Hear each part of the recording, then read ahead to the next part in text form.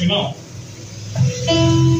nós estamos diante de uma palavra bem conhecida dos nossos dias. Nós estamos diante de uma palavra onde Deus fez um milagre e abriu as prisões, mandou um terremoto e as prisões foram abertas. E através desse milagre, o carcereiro todo trêmulo, pensando que os presos já tinham fugido, ele tirou a espada e queria se matar.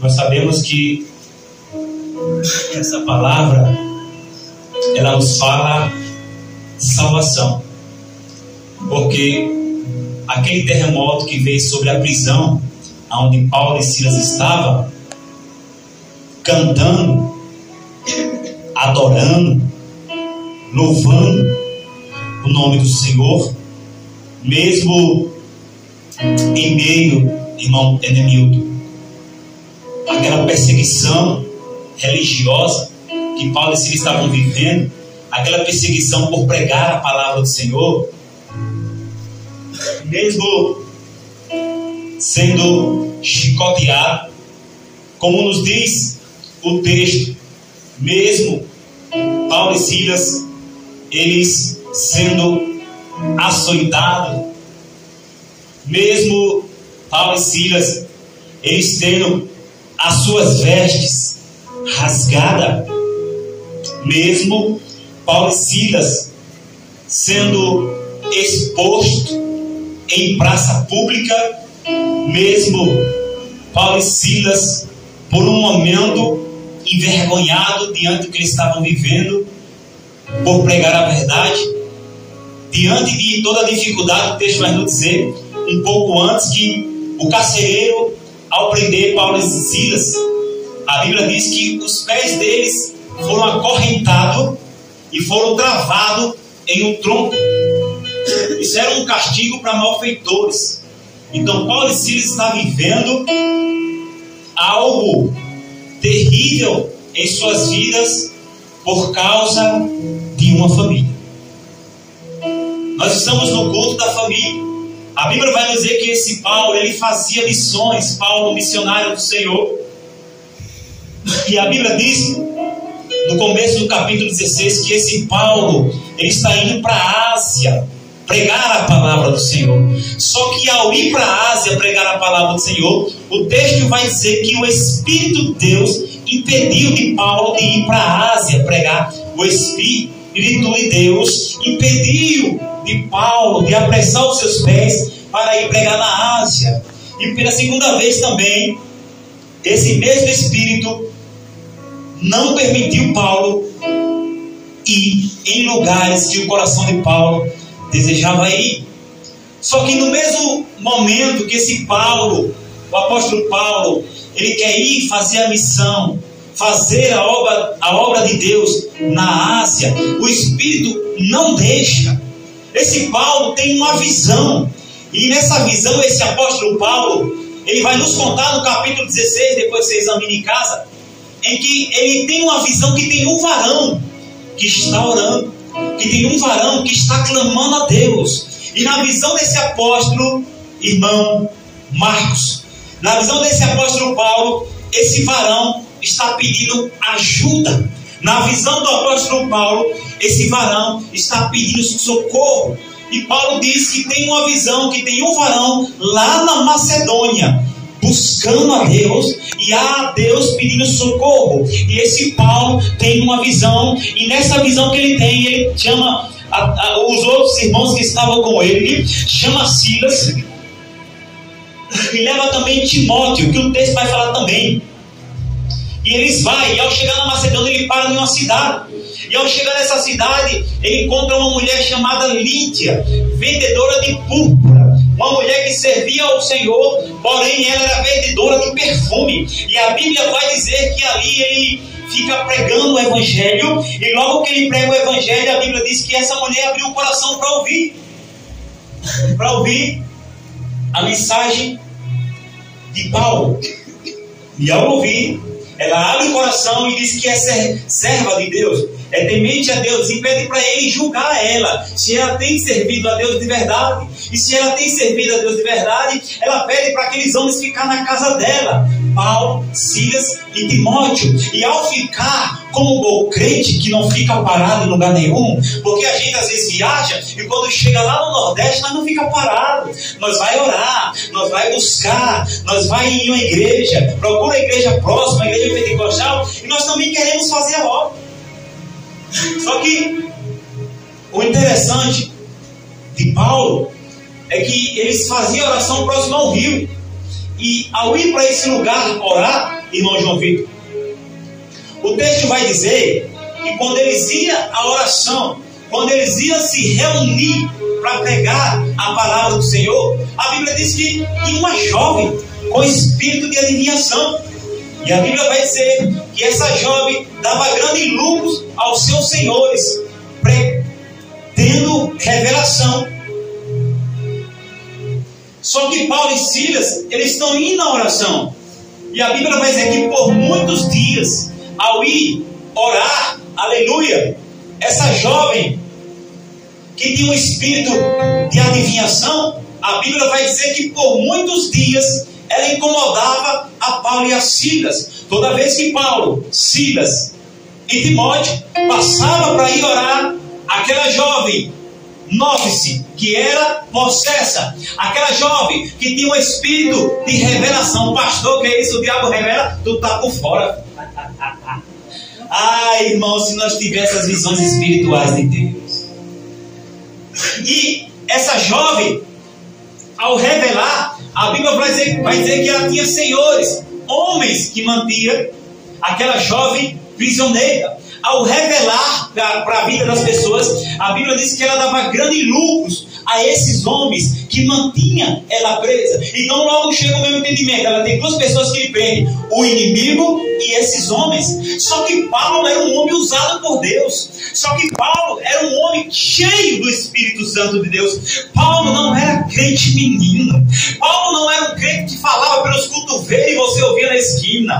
Paulo não era um que brincava com o nome de Jesus. Oh glória, meu coração já está se alegrando nessa noite. Paulo não vivia como um menino. Paulo não tinha gaiatice no seu dia a dia. Paulo era um homem sério, um homem apóstolo, que quando se encontrou com Jesus, Jesus derrubou ele do cavalo. Ele disse: por que tu me persegue, Paulo? Por que tu me persegue, Saulo? Porque ele ainda era Saulo. E Paulo estava indo orar. E toda vez que esse Paulo ia orar, o texto vai dizer que essa menina corria atrás e apontava o seu dedão e dizia: esses homens aí que estão anunciando o caminho da salvação são homens de Deus.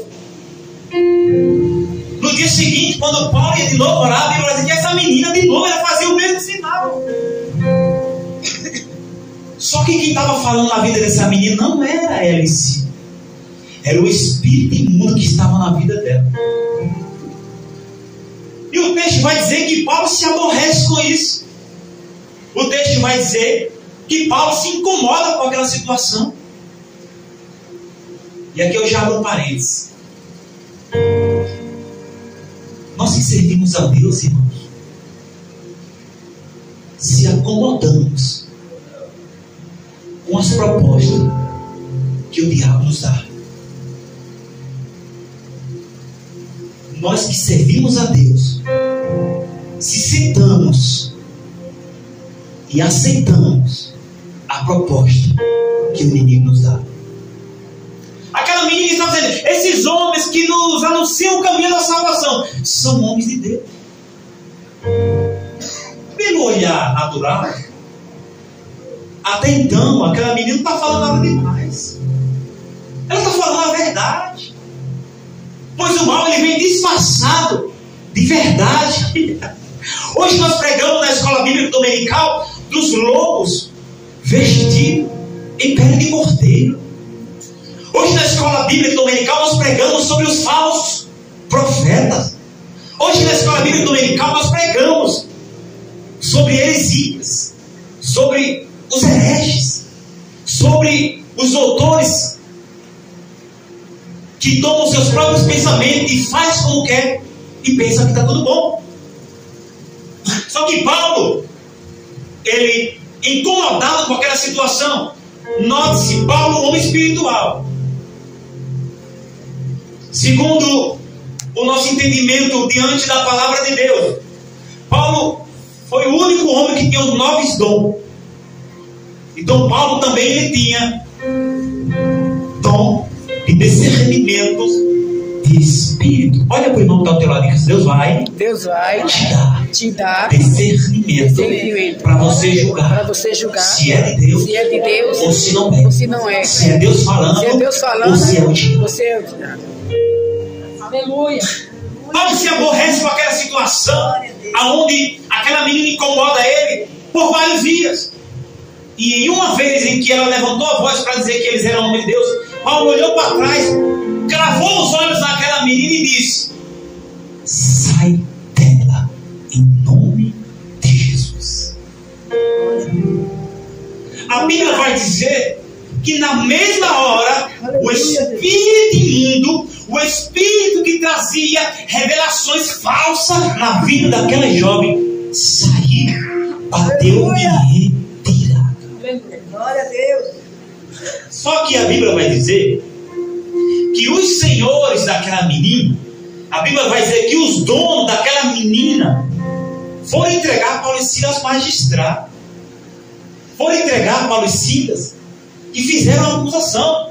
Olha, esse homem está nos ensinando e empregando aqui no nosso meio costume que nós não temos. E aí os magistrados, ao ouvir isso, cataram Paulo e Silas pelas vestes e levaram para a praça. Ao chegar na praça, a Bíblia vai dizer que nem julgados eles foram. Não teve nenhuma oportunidade de pelo menos se defender. A Bíblia diz que eles foram açoitados em praça pública, porque repreendeu Satanás. Quando você é julgado por algo que você faz de ruim, quando você é julgado por um crime que você cometeu, beleza, você está pagando pelo que você fez. Mas se você repreender um demônio e preso, você sabia, irmãos, que no Palácio do Planalto, na calada da madrugada, estão tentando levantar uma lei que nas igrejas como essa, eles estão tentando proibir que você repreenda Zé Perica, Tranca-Rua, Exu Caveira, Maria Mulamba, Satanás, demônios. Você sabia que eles estão querendo levantar uma lei que se eu estiver pregando aqui, dizer eu repreendo esse espírito da cachaça, é capaz de eu ser preso? Tem gente levantando lei para proteger demônio.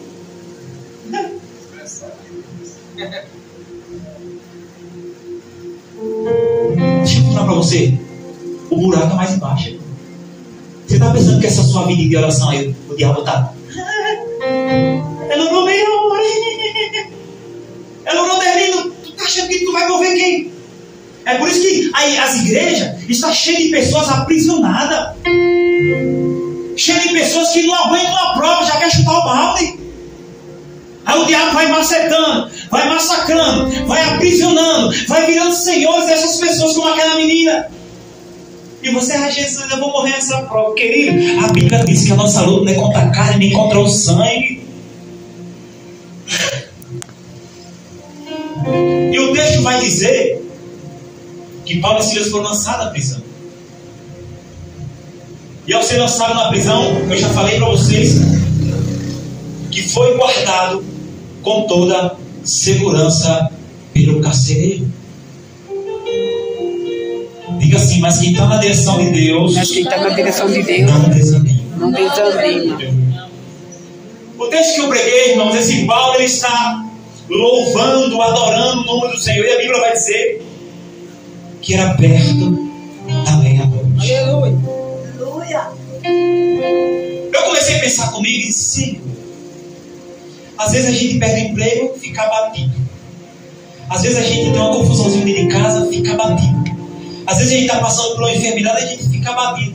Como que esses homens conseguiram louvar o Senhor, vivendo no contexto dessa situação?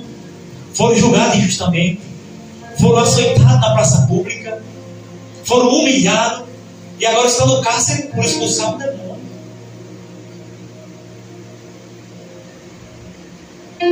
Como louvar, irmãos, nesses dias? Como louvar nos dias ruins? Como você tem se saído na hora que a tempestade se levanta? Como que você tem saído quando seus inimigos se levantam? Como que você tem se saído quando a confusão vem? Se Paulo e Silas estavam presos porque estavam fazendo a obra, se Paulo e Silas estavam sofrendo, estavam com seu corpo machucado, porque eles foram açoitados por causa da obra, por causa do Evangelho, porque Paulo mesmo disse, eu não me envergonho do Evangelho. Se eles estão sofrendo por conta disso, e você?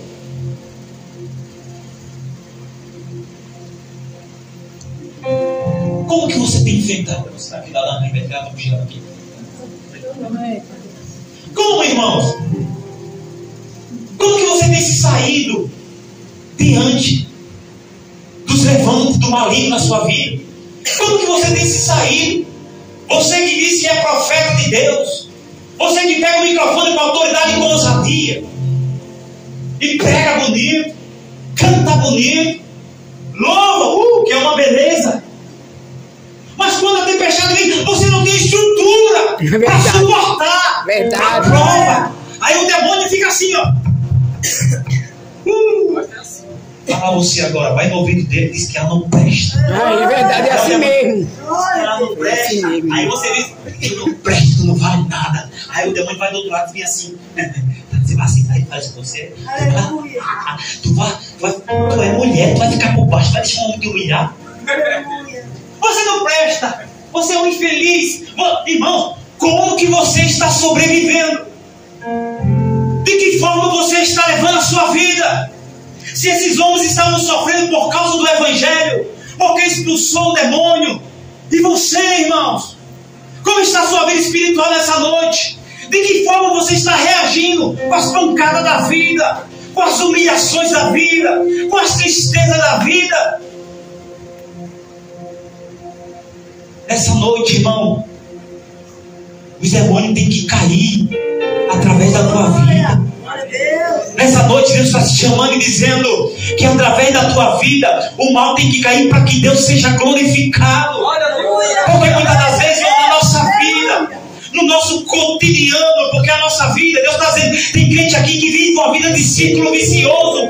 Como assim, pastor? Não estou falando de droga, não estou falando de alcoolismo, não estou falando de prostituição, mas tem crentes que vivem uma vida num círculo vicioso, que de dia ele está bom, de tarde ele não presta, no outro dia de manhã ele está cantando, de tarde ele está murmurando. Até quando você vai entristecer o Espírito Santo de Deus?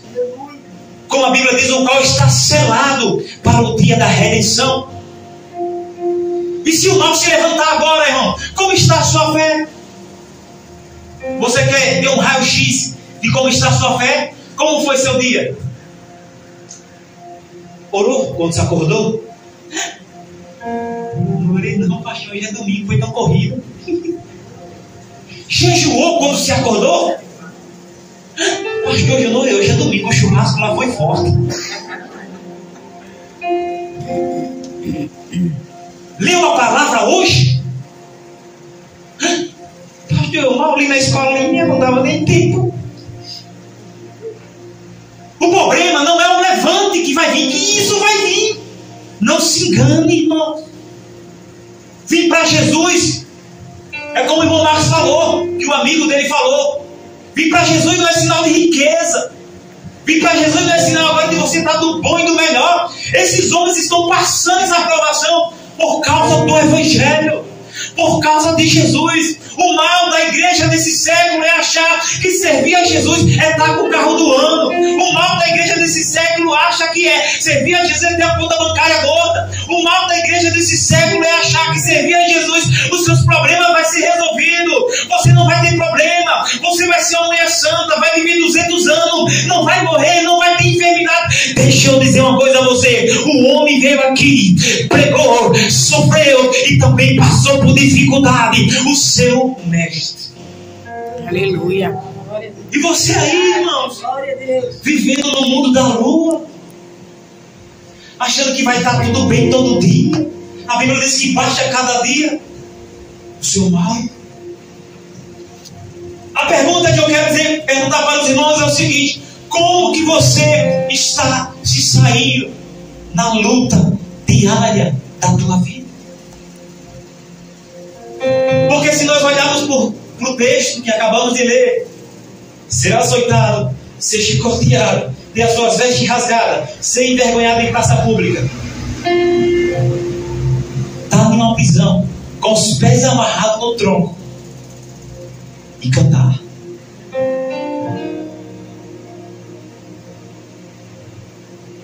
Fala a verdade, irmãos. Se nós não estamos muito longe da vida de Paulo, vamos ser sinceros,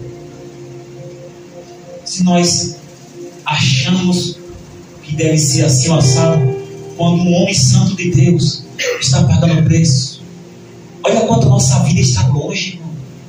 Pastor, eu não vou hoje não, porque meu bucho está doendo. Pastor, eu não vou hoje não, porque o gás acabou.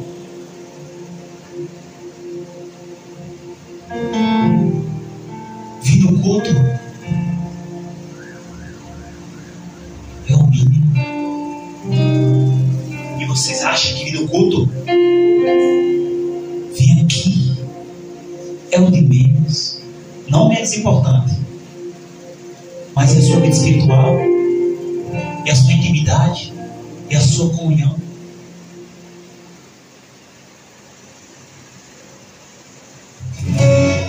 Eu te amo, Jesus.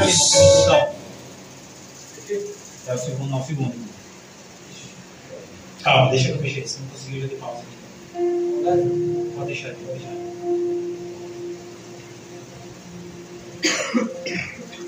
Só que eu quero dizer algo, irmãos, para vocês nessa noite. Paulo, o apóstolo, ele estava falando no sentido espiritual, ele estava em outro patamar. Se Paulo está aqui, a igreja desse século está aqui. Paulo tem um nível espiritual que os demônios nem se aproximar dele. Quer uma verdade? Diga assim, pastor, fala a verdade. Fala a verdade. Só fala a verdade. Fala a verdade. Paulo tem um nível espiritual aqui, que os demônios nem se aproximam dele. E a igreja de hoje, o nível espiritual está tão lá embaixo que os demônios ficam dentro de casa. É verdade. Aleluia. Foi assim no começo da minha fé. Eu ia orar, eu me ajoelhava. Senhor, abençoa minha vida. Aí pá, cai a panela, sangue do cordeiro. Os demônios queriam fazer comida. E a gente aceita essa proposta. A igreja desse século começou a achar essas coisas normal. Se tem uma menina gritando, esses homens são homens de Deus, Paulo se aborrece, se expulsa aquele espírito. Quanto mais a gente, irmãos, o diabo está mandando muitas das vezes das nossas casas, mandando através da televisão, mandando através dos filhos, mandando através dos amigos. Porque Deus diz assim nessa noite, tem pessoas que nem é para pisar dentro da tua casa, porque quando pisa, tu está fraco e o mal toma posse.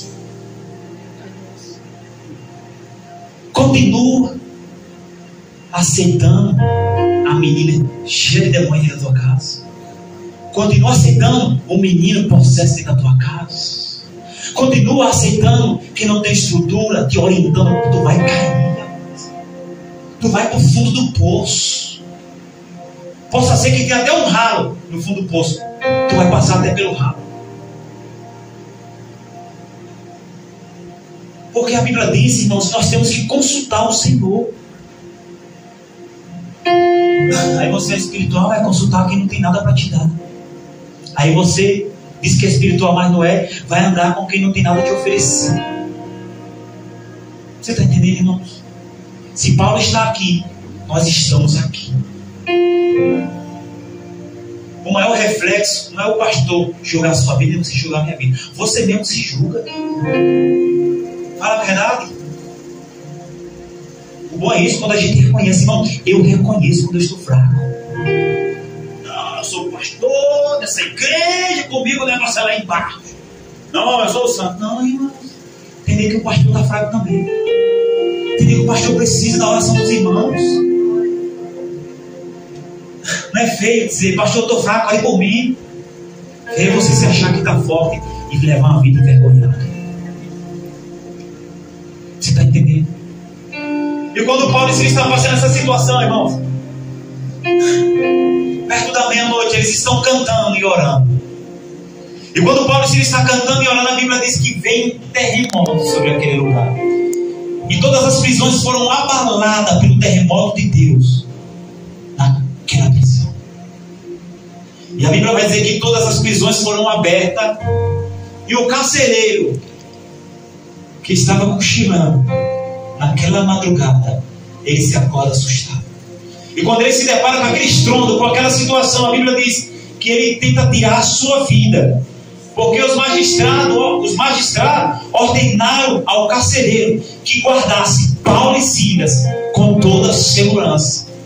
E ele se desespera e quer tirar a sua vida. E Paulo, naquela prisão escura, porque o texto vai dizer que ele pediu luz, então estava escuro. Nós pegamos a Bíblia aqui, tá, irmão? Em nome de Jesus, viu? Aqui tem heresia lá, em nome de Jesus.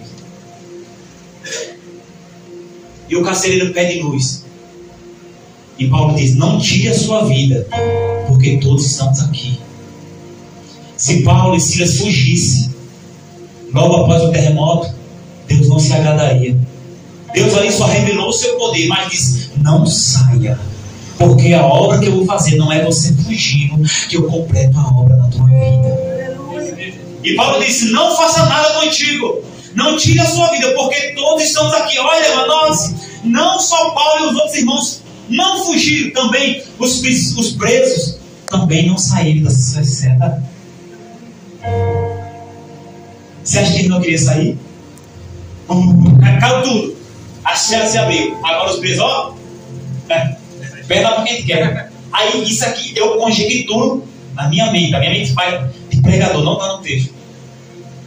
Veio o estrondo, o terremoto naquele lugar, as prisões foram abertas, que o texto diz. Aí os presos, agora nós vai.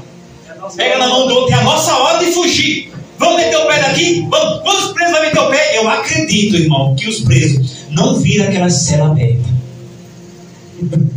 Porque não era para ninguém fugir. Não era para ninguém sair. E mediante aquilo, o carcereiro faz uma pergunta: o que eu devo fazer para ser salvo? Aí é a hora, irmão, onde Paulo e Silas entram com a palavra. Lembra que no começo eu falei que muitas das vezes nós falamos pelos cotovelos? Até para pregar você tem que ter sabedoria na hora de falar. Porque se você está no trabalho com ímpio, você fica Jesus, cara, esse cara está louco. Não, irmãos. Paulo quando foi preso, Paulo e Silas quando foi preso, eles poderiam estar sendo chamados e levados. Jesus salva, Jesus liberta, e puf, jogava ele lá. Não era a hora que eles falavam. Quando Deus operou um milagre, que as prisões foram abertas, aí aquele carcereiro se ajoelhou ante Paulo e Silas e disse: homens varões, o que eu devo fazer para ser salvo? Aí Paulo entendeu que pelo Espírito, agora é a hora de eu pregar para ele, porque ele está precisando, porque ele está desejando a palavra de Deus. Crê no Senhor Jesus Cristo e será salvo, tu e a tua casa. E o que eu acho bonito, irmão, que o texto diz que esse carcereiro pegou o Paulo e os Silas que estavam feridos, ele lavou as feridas, cuidou dos cortes que estavam. Se você analisar o final do texto que eu li, a Bíblia diz que eles lavou-lhe os vergões, lavou-lhe as suas feridas. Olha, irmão, o cara era carcereiro, prendeu o Paulo e Silas, era para tomar conta dele com todo cuidado. Agora, depois que Deus mandou um terremoto, aquele que prendeu está pedindo salvação através da vida dele. Você está entendendo, irmãos? Quando você está na direção do Senhor, aquele que te perseguia vai pedir uma palavra a você, vai pedir uma oração a você.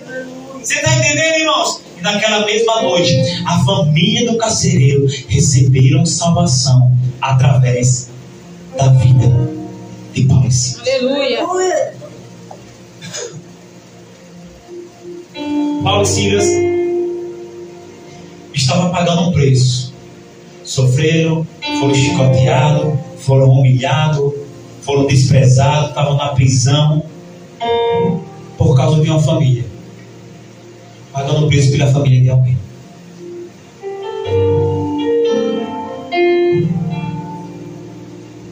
E você? O que está fazendo pela sua família? Qual é o preço que você está pagando? Não, pastor, eu já desisti dele porque é muitos anos. Tem certeza que você vai desistir da sua família? Tem certeza que você vai desistir daquele que dá dor de cabeça todo santo dia? Se esses homens estão sofrendo por amor ao Evangelho, por causa de uma família, porque esse foi o propósito, o Espírito impediu eles de pregar na Ásia, e uma mulher recebeu eles em casa. Veja, irmãos, que Deus preparou tudo no texto. Deus deu um caminho para Paulo e Silas. O Espírito disse: não prega lá. O Espírito impeliu, não deixou eles pregar. Deus abre a porta da casa de uma mulher chamada Lídia, vendedora de perfume, para colocar Paulo e Silas lá dentro. Paulo e Silas vai pregar a palavra, repreende aquele demônio, sofre, vai preso, Deus liberta, abre a prisão por causa de uma família. Eles estão sofrendo. E pela sua, o que você está fazendo?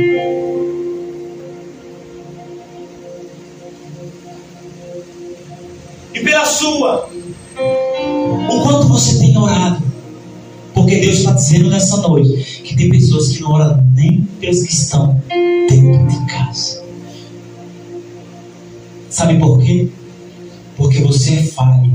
E talvez você é pior do que o que está dentro da sua casa. E você não quer orar para Deus salvar ele. Você não é melhor do que seu parente que está desviado. Você não é o bambambam porque você carrega uma Bíblia. Esse Paulo da nossa história, quanto mais ele se aproximava de Deus, ele mais se julgava pecador. Ele disse: eu sou um dos mais pecadores.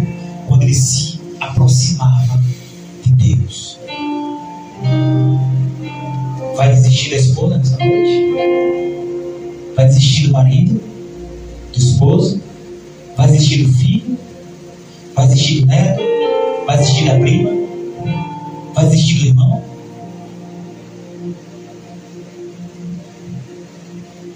Você já perguntou para Deus: Senhor, qual é o preço que eu tenho que pagar por ela? Porque esses homens pagaram o preço por uma família que nem deles era. Isso aqui é um tapa na cara do pastor. Para não dizer no seu, para ficar bonita a palavra.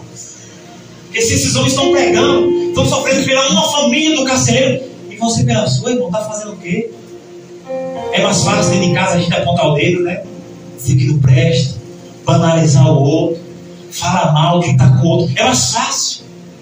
Mas fique tranquilo, se você não fazer, ele vai enviar Paulo e Silas, viu? Glória. Fica de pé, irmão, essa noite. Falta 9 minutos.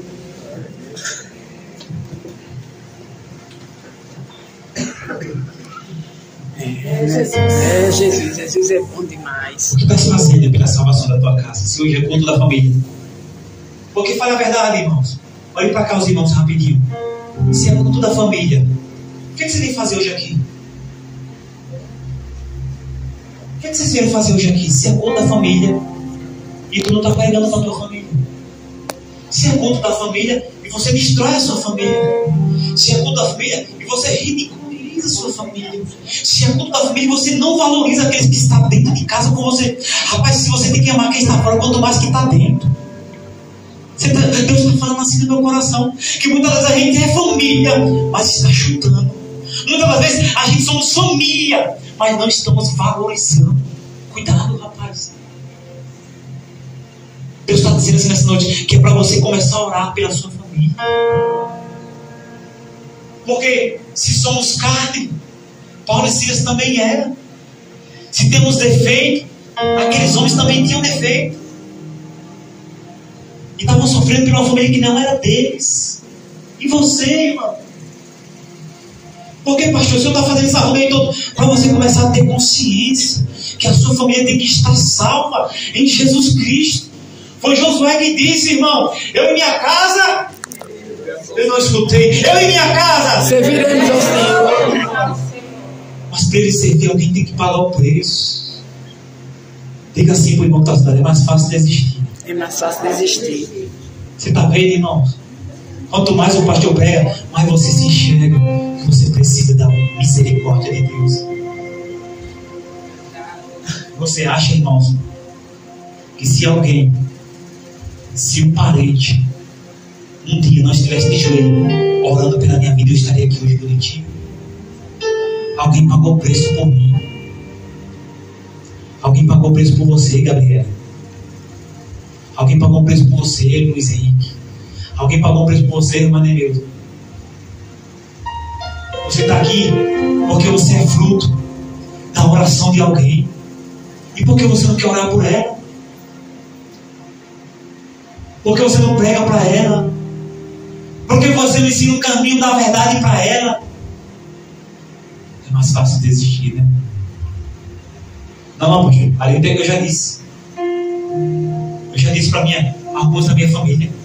Eu disse, ali não tem jeito não. Tem jeito, irmão. Eu disse quando eu estava com raiva, mas tem jeito.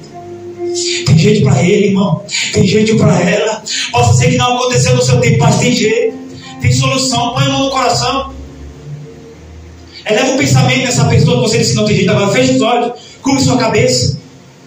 Eleva o pensamento. Chama pelo nome dele aí.